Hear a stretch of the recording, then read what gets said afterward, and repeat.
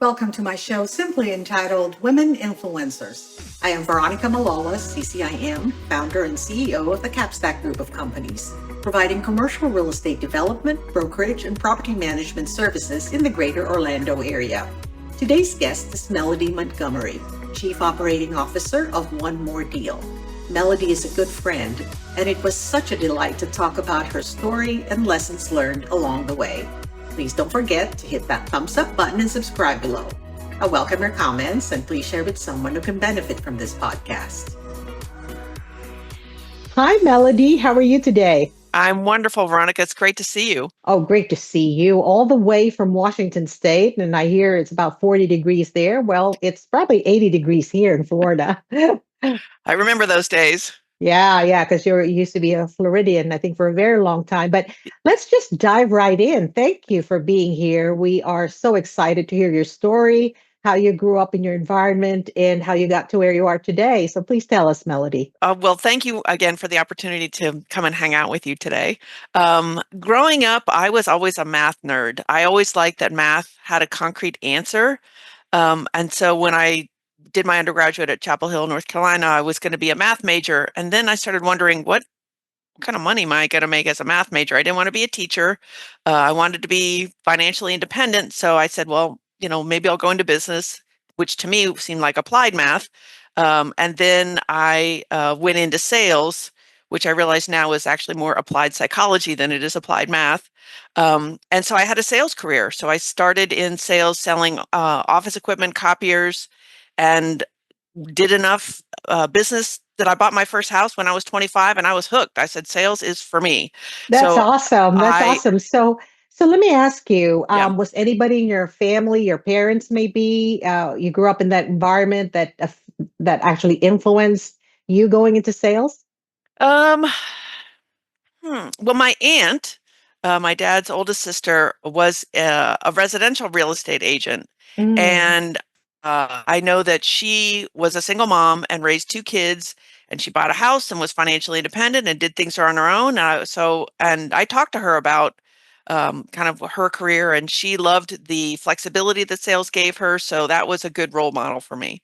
that's awesome. That's awesome. Yeah, tell us more. So once I started in sales, once you're successful in sales, you get poached by multiple industries. So I did pharmaceutical sales, I did medical imaging, I did software sales, and then I moved into sales coaching and sales training.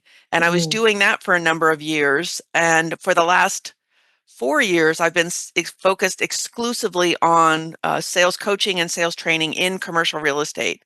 And so I would say that having trained salespeople across multiple industries, real estate is it's an interesting breed. It's a unique kind of space because of everybody's a 1099, so they're not employees. So there's a lot of independence, and with great power comes great responsibility. So sometimes that is an asset, and sometimes that is a big challenge. I know you had, how many years did you have in sales training, in the sales training career? Probably 10 years of sales training. Okay. And then following that, how did you get to where you are today? And tell us a little bit about your company. So I work with a company called One More Deal. My business partner, Blaine Strickland, is a 40-year commercial real estate guy. He's been, a broker, a developer, a syndicator, and for the last 15 years, he's been coaching exclusively commercial real estate. So he and I got connected through a mutual friend because Blaine, as a one-on-one coaching, doesn't scale, and Mm, so he was turning away more people than he was coaching. And a mutual friend of ours said, "Well, you should, you know what these people need to do. You've coached, hundreds of people on how to be successful. Just take that out of your head and make it an online course." And so we got partnered up because I have been in sales training and done learning management systems and some instructional design. So we started putting this library together of coaching resources for people who want to be successful, but they're not quite sure where to start. right. And One More Deal is actually an online program, right? And Correct. tell us how it's evolved and how it's very exciting because I want to tell the audience that I actually 4 years ago had engaged, or our company had engaged Blaine for our immersion for strategic planning for our company Capstack. Yeah, And that's how we met you, Melody. that's So, right. and I know 4 years later, your company has evolved. So tell us a little bit about that. So when we originally started, the idea was when people come and they say, hey, I need help, but I can't afford one-on-one coaching, we would have this library of content. We could say, okay, well, here's how to develop your strategic plan for your territory. Here's how to develop a viable market. Here's some sales skills. Here's best practices for marketing. So we put together a pretty robust library of courses. And the idea was when people come, I would talk to them and say, well, tell me what your goals are. And I could recommend, well, in the courses, here's the kind of curriculum I would put together for you. And I would send them this list of courses, take these. And then, uh, that was the idea was we would give people a more affordable choice to do kind of self-coaching with the content so they'd know what they needed to do, which is wonderful on paper until you meet actual humans who sign up for the courses and I follow up them a month later and say, how's it going? And they say, I've watched one of the courses. It's exactly what I needed. It's such a good idea. And I'm like, great. What have you done? Well, I haven't done anything. I haven't I joined a gym, but I never went.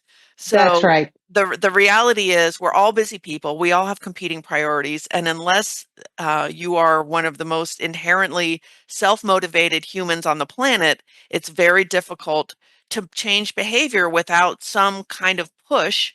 So we've really evolved from here's the courses, figure it out, to here's the courses and here's some options to help keep you moving forward. It might be group coaching, it might be one-on-one coaching for a short sprint of let me help you get this implemented, and then you'll be kind of pointed in the right direction and the momentum can carry you. So from where we started to here's the library, check out the books and read them on your own, to here's the library, let me walk with you to the book stack, let me pick it out, and then I'm going to check with you as you're, kind of going through the content as to how it's going. Oh yeah, that's amazing. And your role in and your title, official title in One More Deal. So my title is Chief Operating Officer. So I'm the one who makes everything go. I'm the one who makes sure people are getting enrolled in the courses they need to. I do one-on-one coaching as well, mostly for accountability. Let me take you through what you need to do and make sure it's getting done. If there's specific things that Blaine needs to work on, I'll funnel people over to him. So we really have a good division of kind of Blaine works on some of the big complicated challenges, and I help people beginning career, mid career, fine tuning, kind of meeting them where they are to keep them moving forward to the next step. So speaking of challenges, Melody, Mm. let me ask you if there was one challenge that comes to mind that you overcame, what would that be? I would have to think back before I started working with Blaine, I had started my own business and was running that. And about a year into the business, I got a diagnosis of breast cancer and realized, let me pull out my calendar. Hold on, I don't have time for that. Um, but that's not how that works. So Yeah. I realized I was going to be going through chemo, radiation, kind of navigating that adventure. And I think, especially as women, we're not great at asking for help, at raising our hand Mm. saying, I'm not on top of all this. I can't do this by myself. But I was forced to do that. I didn't have a choice. I had to do that or the business wasn't going to succeed. So I went to my team and I said, here's where we are. Like we're all in this together. If the business doesn't succeed, we're all and so people stepped up and said, I'll take over this, I'll take over this. And it was amazing to me how many people were willing to step into the void and say, I'll take this off your plate, that I never in a million years would have asked because it felt like if I am asking for help, somehow I feel like I'm failing. And that was a big lesson for me of it's okay to need help and it's okay to ask for help and it's okay to accept help. And we went on to be you know, a business that I ended up selling and paid for my daughter's college. And so I would not have been able to do that had I not had that lesson pounded into my head, which was sometimes you have to do things that you don't want to do because you're forced. And then you realize the obstacle of asking for help is completely in me. It's not an issue. Yeah, absolutely. And I think that women inherently have difficulty with that. And of course, as you had mentioned earlier, and that's because that's how we grew up. Right. And the matriarch in us actually takes care of things, right? And so Right. it's very difficult to go out there, and that's a great example of how learning to reach out to your community actually has good outcomes. So that's amazing. Thank you for sharing that. I wanted to ask you about influence. Mm, So if you had one outcome that you're most proud of, that you had an influence on, what would that mm. be? Um, I think I would have to go back to kind of watching the evolution of the One More Deal business plan. So as I mentioned, we started with here's the library, check out the books on your own. And I think just being so high touch, we're having conversation with our clients, we're asking them what's working, what do you need to do? And it's really shifted from here's the library, do it on your own to we need to have something that is a gap in between. We're going to have one-on-one coaching and it's going to be completely customized, and it's just going to be whatever we talk about to kind of blending the two. Here's content. You can take this on your own, and then you might need help implementing that. And so we're going to blend those two together. And just watching over the last 4 years, going from, you're on your own to how can we support this community has been very gratifying, especially with stories like, hey, when I started working with you, I had one deal that rolled over in my pipeline, and now at the end of this year, I have 10 things in the pipeline, and it's because of this process that you put me through. Hey, I used to come into the office and I was super anxious because I knew I needed to prospect, but I wasn't sure what to call, who to call, or what to say. And now I have a plan, and it's actually kind of boring because I know what I'm going to do every day. So I feel so much more relaxed when I come into the office because I have a plan and I'm executing and I'm seeing results. So I just have to keep going. I mean, when you can make that kind of difference in somebody's career, the influence that has on them feeling like a success, on the people around them, on their families, is extraordinarily gratifying. Oh, yes, absolutely. And it's amazing how many people you touch, Melody.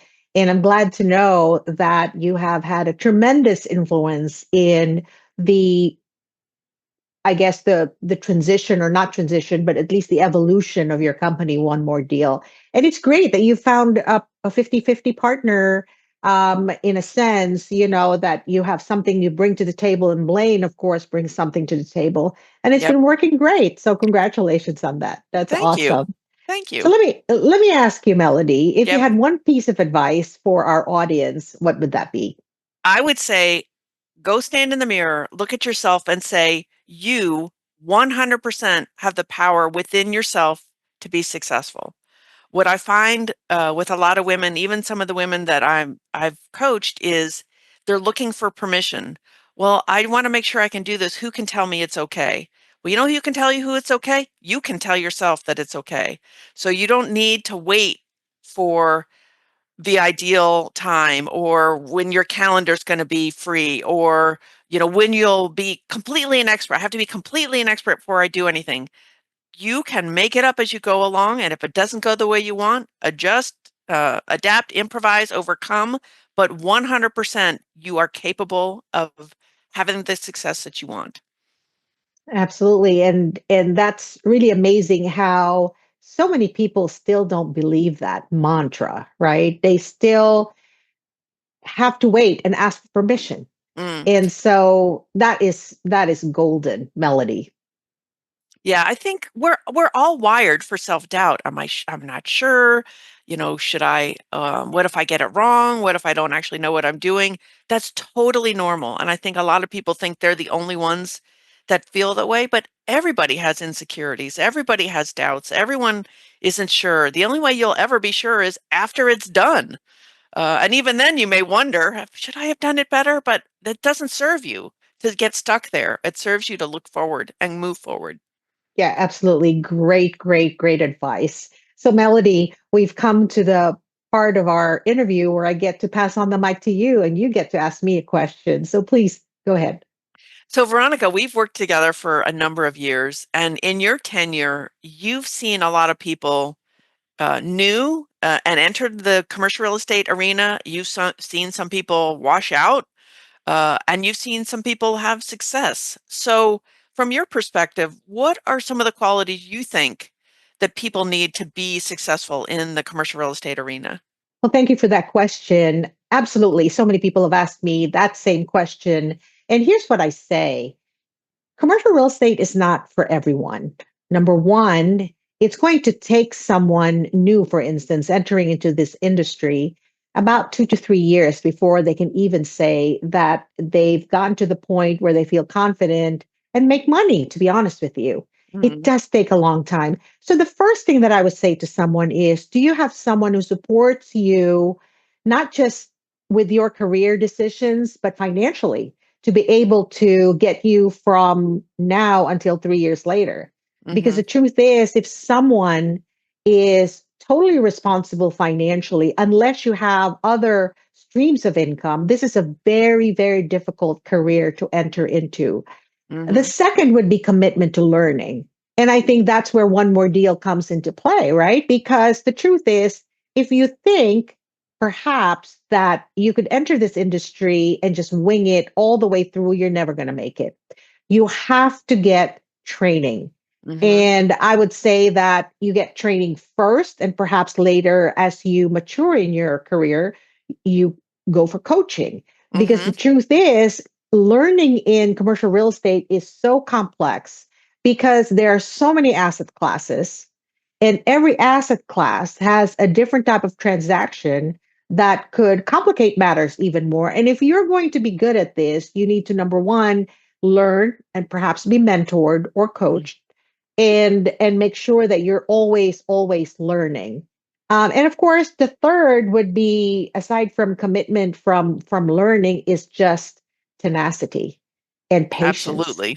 Because if you're not going to hang in there, you might spend 1.5 years and you're almost there, but if you give up, you'll never make it. So I think with these three and four things, I think it's a great formula for someone. So it's a lot of thought that has to go behind the decision to enter the commercial real estate industry, because it is tough, tough.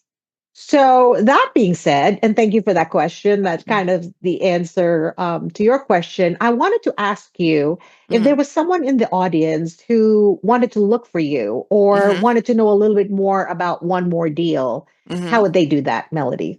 So we've got our website. Well, that's one O-N-E, the word onemoredeal.net. And if you want to get in touch with me, it's Melody, Melody at onemoredeal.net.